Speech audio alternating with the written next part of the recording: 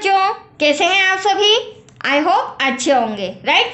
चलिए, मैं Yogita Prajapati YouTube channel पे आपसे बच्चों का स्वागत करती हूँ और आज मैं आपके लिए लेके हूँ एक्सरसाइज 3.2 का क्वेश्चन नंबर फर्स्ट का सेकंड पार्ट। इसका जो फर्स्ट पार्ट है कल वो मैंने वीडियो में समझा दिया है और चूंकि हमारी ग्राफ मेथड है बच्चों, इंपॉर्टेंट एग्जाम में पूछी जाती है और आप सभी को ये थोड़ी सी डिफिकल्ट भी लगती है, राइट। मैंने सही कहा? तो प्लीज ध्यान से समझिएगा क्योंकि आज जो सेकेंड पार्ट है हमारा ये वाला समय, ये भी ग्राफ से रिलेटेड है, ठीक है। कोशिश करूंगी कि बहुत ही इजी लैंग्वेज में आपको समझाऊं ताकि आपके डाउट्स क्लियर हो जाए, राइट बच्चों। और हाँ, समझ में आए तो प्लीज़ लाइक शेयर करना ना भूलिएगा ताकि इसी तरह मैं आपको समझाती रहूंगी, जितने भी सम हैं वीडियोस बनाती जाऊंगी, ओके। चलिए, क्या कहना है इसमें? निम्न समीकरणों में रैखिक समीकरणों के युग्म बनाइए और उनके ग्राफीय विधि से हल कीजिए। मतलब हमें सबसे पहले तो ये जो आप देख रहे हैं इबारत वाला सम, इससे हमें दो समीकरण बनाना है क्योंकि हमारा थर्ड चैप्टर है और फिर उस समीकरण के द्वारा ग्राफीय विधि से इस सम को हल करके बताना है, ठीक है। तो पहले समीकरण बनाते हैं। अब देखें इस क्वेश्चन में क्या दिया गया है जिससे हम समीकरण बनाएं। देखो बच्चों, 5 पेंसिल तथा 7 कलमों का कुल मूल्य 50 रुपए है। 5 पेंसिल खरीदी है, 7 कलम खरीदी है, मतलब कि पेन। तो कितने रुपए खर्चा आया? 50 रुपए। जबकि 7 पेंसिल तथा 3 कलमों का मूल्य 46 रुपए है। अब आपको एक पेंसिल का मूल्य तथा एक कलम का मूल्य बताना है। तो मैंने आपको पहले भी समझाया है, जो भी हमारा क्वेश्चन रहेगा उसे ही हम मान लेंगे। माना कि एक पेंसिल का मूल्य बराबर x और एक कलम का मूल्य बराबर y। तो चलिए स्टार्ट करते हैं बच्चों, क्योंकि हमें पहले इक्वेशन बनाना है। यहाँ लिखेंगे माना कि एक पेंसिल का मूल्य बराबर x रुपए, फिर एक कलम का मूल्य, कलम मतलब पेन, कलम का मूल्य y रुपए। Any doubt? अब देखो, फर्स्ट लाइन में हमने मान तो लिया कि एक पेंसिल x रुपए की है, एक कलम y रुपए का है, ठीक है। अब 5 पेंसिल है और 7 कलम है, तो इसको इस तरह से लिखेंगे 5x क्योंकि पेंसिल हमारी x है और 7y क्योंकि y हमारा कलम है। इनको टोटल इनका मूल्य कितना आ रहा है? 50 रुपए में दोनों चीजें खरीदी। तो यहाँ पे साइन देखो बच्चों प्लस का आएगा क्योंकि बच्चों को साइन में बहुत कंफ्यूजन होता है आप लोगों को, राइट। मैंने सही कहा? कौन सा साइन लगा है, प्लस का है माइनस का? तो यहाँ पर दोनों को मिलाकर 50 रुपए हो रहे हैं, इसलिए प्लस का साइन। ये इक्वेशन नंबर फर्स्ट हमारी कंप्लीट हो गई। फिर क्या कहना है? जबकि 7 पेंसिल और 5 कलमों का मूल्य, तो यहाँ पर 7x आ जाएगा क्योंकि पेंसिल हमारी x है और 5 कलमों का मूल्य तो 5y, दोनों को मिलाकर कितने रुपए हो रहे हैं? 46 रुपए। ये equation number second. Any doubt बच्चों? तो ये दो इक्वेशन आ गई है क्योंकि हमें कहा गया था रैखिक समीकरणों के युग्म बनाइए, तो ये दो युग्म बना लिए मैंने। अब इसे ग्राफ विधि से हल करना है। तो ग्राफ विधि से हल करने के पहले ध्यान से समझ लीजिए, हमें x के भी दो मान निकालने होंगे, y के भी दो। हाँ, इससे ज़्यादा आप निकाल सकते हैं, एज यू विश, आपके ऊपर डिपेंड करता है। बट फिलहाल तो मैं x के भी दो मान निकाल रही हूँ, y के भी दो मान, क्योंकि जब तक वो दो वैल्यूज नहीं आएगी तब तक हम ग्राफी विधि से हल नहीं कर सकते हैं। तो देखिए, यहाँ पर पार्टीशन कर रही हूँ, यहाँ पर हम समीकरण फर्स्ट सॉल्व कर लेंगे, राइट, और यहाँ पर हम समीकरण सेकेंड सॉल्व करेंगे। तो समीकरण 1 से और यहाँ पर समीकरण 2 से, राइट बच्चों। तो समीकरण 1 है हमारा 5x प्लस 7y। अब दो दो वैल्यू कैसे लानी है वो मैं आपको समझाती हूँ। या तो आप x की प्लेस चेंज करो, मतलब x की जगह कोई वैल्यू रखो, या y की जगह, एज यू विश, आपके ऊपर डिपेंड करता है। बट जो मैं मेथड समझा रही हूँ उसे समझते जाइए। अब मैंने फर्स्ट इक्वेशन तो लिख ली है। अब यहाँ से मुझे क्या चाहिए? मान लीजिए हम y की वैल्यू ले लेते हैं, तो माना कोई भी डिजिट ले सकते हैं, y इक्वल्स टू 0। यहाँ पर मैं मन से ले रही हूँ y के प्लेस पर 0। आप 1 2 3 4 भी ले सकते हैं, बट ऐसी डिजिट लेना, आप हिंट ले लीजिए, ध्यान से समझना, ऐसी डिजिट लेना बच्चों जिसका यहाँ प्लस माइनस करके जब हम डिवाइड करें लास्ट में 5 से, तो आपका आंसर डिवाइड में नहीं आना चाहिए। बस इस बात का ध्यान रखना, ठीक है। और इसकी आपको थोड़ी प्रैक्टिस करनी होगी। तो y बराबर 0, तो देखो 5x ऐसा का ऐसा, 7 ऐसा का ऐसा, y के प्लेस पर क्या आ जाएगा? 0। 50 ऐसा का ऐसा। अब 5x 7 का मल्टीप्लाई 0 में करेंगे तो 0। 50 ऐसा का ऐसा, 0 में 5x प्लस करोगे तो 5x। 50 ऐसा का ऐसा, x इक्वल्स टू 50 डिवाइड में 5, तो कैंसिल करोगे तो 10। तो यहीं पर इसका आंसर मैं लिख देती हूँ x बराबर 10। तो आया आपको समझ में? मेरा आंसर डिवाइड में भी नहीं आ रहा है, ना ही ज़्यादा बड़ी डिजिट आ रही है, ठीक है। तो आप लोग देख रहे होंगे जैसे ही हमने y की वैल्यू 0 रखी वैसे ही हमारी x की वैल्यू 10 आ गई। तो देखो आपको इस तरह से एक टेबल भी बनाना होगी जो कि आपके लिए ईजी रहेगा। इससे क्या होगा बच्चों, जब मैं ग्राफ बनाऊंगी तो हमें बार बार रिटर्न इस पेज को नहीं देखना पड़ेगा, हमें पता चल जाएगा समीकरण 1 में जैसे ही हमने y का मान 0 रखा हमारी x की वैल्यू आ गई 10। तो ये फर्स्ट वैल्यू दोनों की आ चुकी है। अब हमें सेकेंड वैल्यू निकालना है, तो वापस से इसी समीकरण को लिखते हैं। समीकरण है हमारा 5x + 7y = 50। अब हम y बराबर हाँ यहाँ पर हम 10 मान लेते हैं, ठीक है। अब देखिए इससे कैसे आंसर आता है। 5x ऐसा का ऐसा बच्चों प्लस का 7 ऐसा का ऐसा, y के प्लेस पर क्या आ जाएगा 10 = 50। तो 5x, अब यहाँ पर तो 7 का 10 में मल्टीप्लाई करेंगे तो एटलीस्ट 70 आएगा, राइट। अब 5x ऐसा का ऐसा प्लस का 70 उधर जाके क्या हो जाएगा बच्चों, माइनस का होगा। देखो मैं साइन भी क्लियर करा रही हूँ, ठीक है। 5x ऐसा का ऐसा 70 में से 50 गया तो 20, बट बड़ी संख्या माइनस की है तो साइन भी आप समझते जाइए, ठीक है। अब x = माइनस का 20 डिवाइड में क्या आ जाएगा 5। तो 5 से देखो 20 कैंसिल हो रहा है, 5 1 5, 5 4 20। तो यहाँ मैं लिख देती हूँ x बराबर -4। Any doubt? -4 आ रहा है क्योंकि 20 हमारा माइनस का था, तो x -4। तो जैसे ही हमने y बराबर 10 रखा, ठीक है, हमारा जो टेबल है उसमें लिख लेते हैं। जैसे ही y बराबर कितना, सॉरी हाँ y बराबर हमने रखा 10, वैसे ही हमारी x की वैल्यू आ गई -4। तो ये दो समीकरण 1 के 2 वैल्यू निकल गए, ठीक वैसे ही हम समीकरण 2 के भी 2 वैल्यू निकालेंगे। तो आ जाइए इधर, समीकरण 2 है हमारा 7x + 5y = 46। अब देखिए माना कि अब मैंने आपको दोनों कंडीशन बताई, आप x की भी वैल्यू रख सकते हैं, y की भी वैल्यू रख सकते हैं। अब यहाँ पर मैं x की वैल्यू रख रही हूँ, x बराबर मैं ले लेती हूँ 8। x के प्लेस पर 8 आ जाएगा, यहाँ पर 5y 46, 7 8 56 + 5y = 46। 5y ऐसा का ऐसा बच्चों, 46 ऐसा का ऐसा, प्लस का 56 इधर आके माइनस का 56 हो जाएगा। 5y एज इट इज ऐसा का माइनस करोगे तो माइनस का 10, क्यों? क्योंकि 6 में से 6 गया 0, 5 में से 4 गया 1, बड़ी संख्या माइनस की है, राइट। अब यहाँ पर y की वैल्यू चाहिए तो -10 डिवाइड में 5, तो 5 2 10। तो यहाँ पर हम लिख सकते हैं y = -2। क्या आया हमारा y की वैल्यू 2। और चूंकि कैसे आई है, क्योंकि हमने x बराबर क्या रखा था 8। तो देखिए समीकरण 2 भी मैंने टेबल बना रखा है। जैसे ही हमने x की वैल्यू 8 रखी बच्चों, वैसे ही हमारी y की वैल्यू -2 आई है।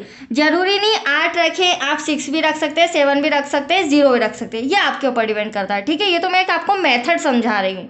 आप चूंकि एक वैल्यू निकल गई, दूसरी भी निकालनी है, तो वापस से हम समीकरण रिटर्न करेंगे। 7x + 5y = 46। इस बार चूंकि हम x की चेंज कर रहे हैं, तो इस बार हम x बराबर ले लेते हैं 3, राइट। तो देखिए 7x तो एज इट इज, हाँ 7 तो ऐसा का ऐसा, x के प्लेस पर क्या आ जाएगा बच्चों 3, क्योंकि हमें x की वैल्यू चेंज करनी है, + 5y = 46। अब हम क्या करेंगे, 7 का 3 में मल्टीप्लाई, 7 3 21, 5y ऐसा का ऐसा, 46 ऐसा का ऐसा। अब 5y = 46 प्लस का 21 इधर जाके माइनस का हो जाएगा। 5y 6 में से 1 गया, 5 बचा, 4 में से 2 गया, 2 बचा। अब आप देख रहे होंगे कि ये मेरा आंसर एग्जैक्टली आ रहा है। 5 का डिवाइड करेंगे, 5 5 25। तो यहाँ लिख देती हूँ मैं y = 5। एनी डाउट बच्चों? तो जैसे ही हमने x बराबर 3 रखा तो प्लस का 3 रखा और आंसर भी प्लस का 5 आया है। तो हम टेबल में लिख लेते हैं। तो आप यहाँ लिख लीजिए, देख लीजिए, सॉरी 3 और यहाँ पर 5। तो आया आपको समझ में? हमारी टेबल रेडी है। अब हमें ये हमने कैलकुलेशन किया है, इसको ग्राफ में कन्वर्ट करके इन बिंदुओं को ग्राफ में बनाकर हमें आंसर सॉल्व करके बताना है, राइट। तो ये रहा हमारा ग्राफ। अब देखिए ग्राफ किस तरह से बनाएंगे बच्चों।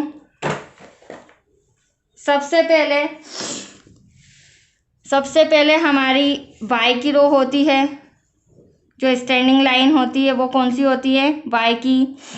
तो यहाँ पर हम 1 2 3 4 5 यहाँ तक या 4 तक ही ले लेते हैं, क्योंकि हमारी माइनस में भी डिजिट है, राइट।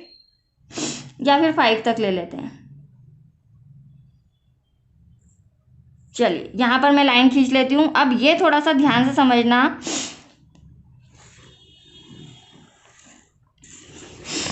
ये जो स्टैंडिंग लाइन होती है ये हमारी कौन सी होती है, y की। और ये जो स्लीपिंग लाइन होती है बच्चों ये हमारी होती है x की, राइट।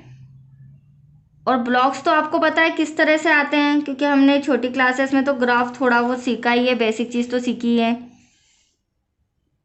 ये देखिए लाइन खींचने में थोड़ा सा आउट चला गया, खैर कोई बात नहीं। चलिए ये हमारा x हो गया बच्चों, ये हमारा x डैश हो गया। क्यों, क्योंकि यहाँ पर माइनस की डिजिट्स आएगी। ऊपर वाला हमारा y होता है और नीचे वाला हमारा y डैश होता है, राइट। मतलब नीचे वाली डिजिट माइनस की। अब यहाँ पे पिक पॉइंट 0 ले लेते हैं।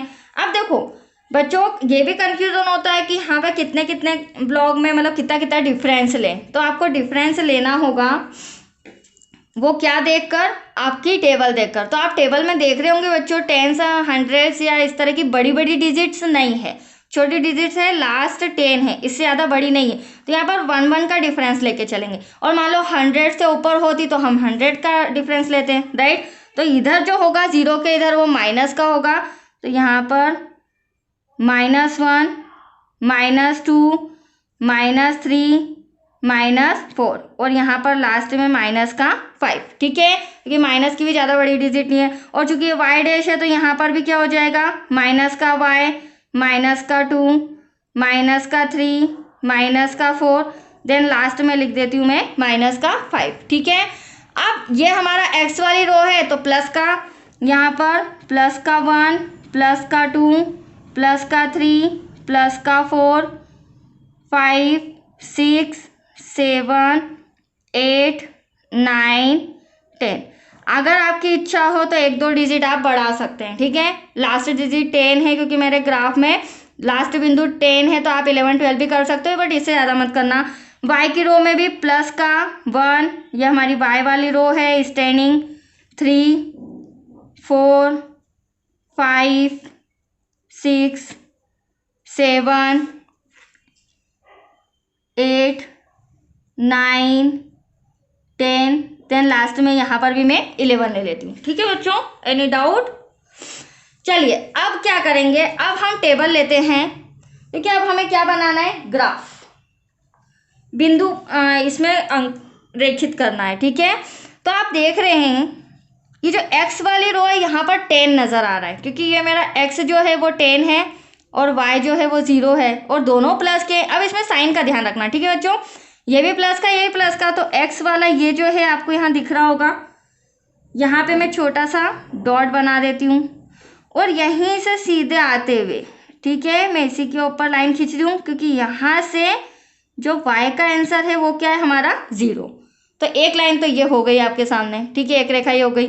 तो यहाँ पर हम लिख भी देते हैं, यहाँ पर हम लिख लेते हैं 0 10 0, ठीक है बच्चों। तो यहाँ पर आ जाएगा 10 में 0। अब देखिए सेकेंड x की वैल्यू -4 है, तो x मैंने अभी आपको समझाया था ये माइनस का, और y हमारा 10 दे रखा है, 10 वो भी y प्लस का 10 है। तो ये जो -4 है इसी के ऊपर y हमारा प्लस का है, ये मैं हटा देती हूँ। तो ये यहाँ मैंने हाथ यहाँ पर उंगली रखी है, इसके ऊपर हम जाएंगे 1 2 3 4 5 6 7 8 यहाँ तक आ गया 9 और ये 10। ये पिक पॉइंट, दोनों का पॉइंट कहाँ मिल रहा है, 10 और -4 का यहाँ पर। तो दूसरा बिंदु हमारा ये हो गया बच्चों, यहाँ लिख देते हैं -4 10। तो देखो दो बिंदु आपको ग्राफ में नजर आ रहे होंगे फर्स्ट इक्वेशन के, मैं फर्स्ट समीकरण की बात कर रही हूँ। एक तो ये रहा बिंदु और दूसरा ये रहा, तो इसको इन दोनों बिंदुओं को हम आपस में मिला देते हैं और फिर मिलाने के बाद हम लिख देंगे समीकरण फर्स्ट, ठीक है बच्चों। ये देखिए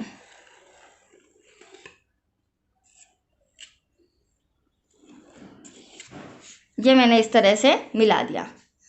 अब यहाँ पर हम इक्वेशन फर्स्ट लिख देते हैं। इक्वेशन फर्स्ट का ही हमने सॉल्व किया है, तो ये इक्वेशन फर्स्ट आ जाएगी हमारी 5x + 7y = 50। ये समीकरण फर्स्ट हो गया हमारा, ठीक है। अब बात करें समीकरण सेकेंड की।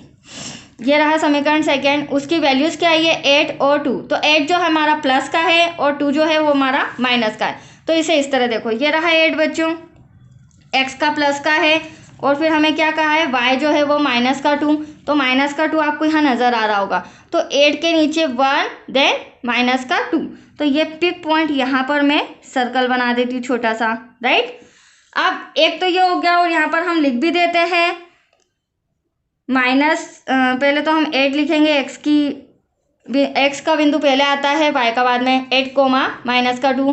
ठीक ऐसे ही अब हम क्या करेंगे, 3 और 5 दोनों प्लस के हैं। 3 जो है वो x का ये रहा, और y जो है वो इधर हमें ऊपर आना पड़ेगा।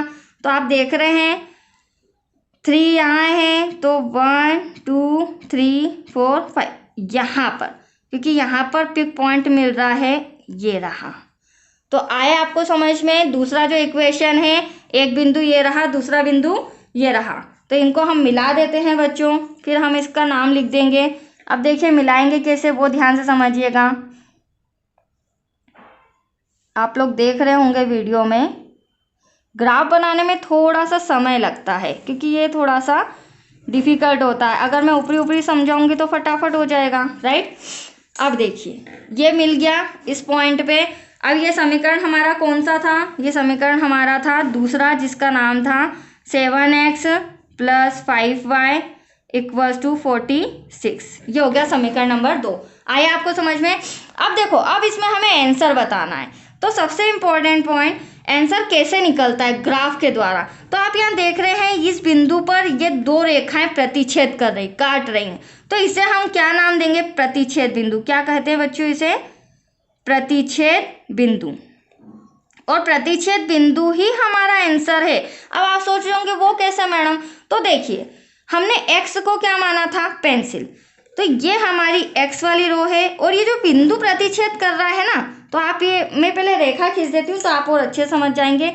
ये प्रतिच्छेद कर रहा है, यहाँ से बिंदु 3 को मिला रहा है, देख रहे हैं आप वीडियो में, और यहाँ से बिंदु 5 को मिला रहा है।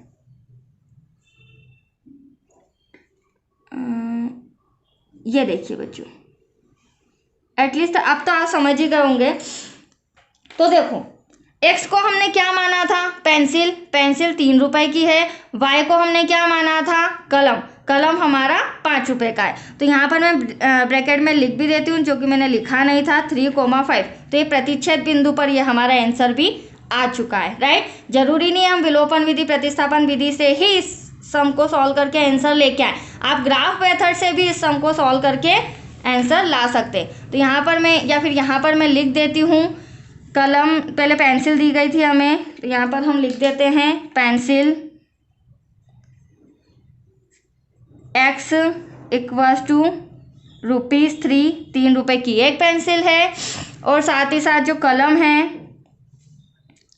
कलम को हमने y माना था, वो कितने रुपए का है, 5 रुपीज़, राइट बच्चों, क्योंकि y की रो में 5 आ रहा है।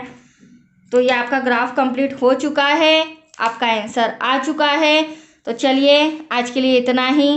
कल जो इसका नेक्स्ट क्वेश्चन है, कल उसके वीडियो बनाती हूँ, राइट बच्चों। तब तक के लिए tata bye bye, okay, thank you.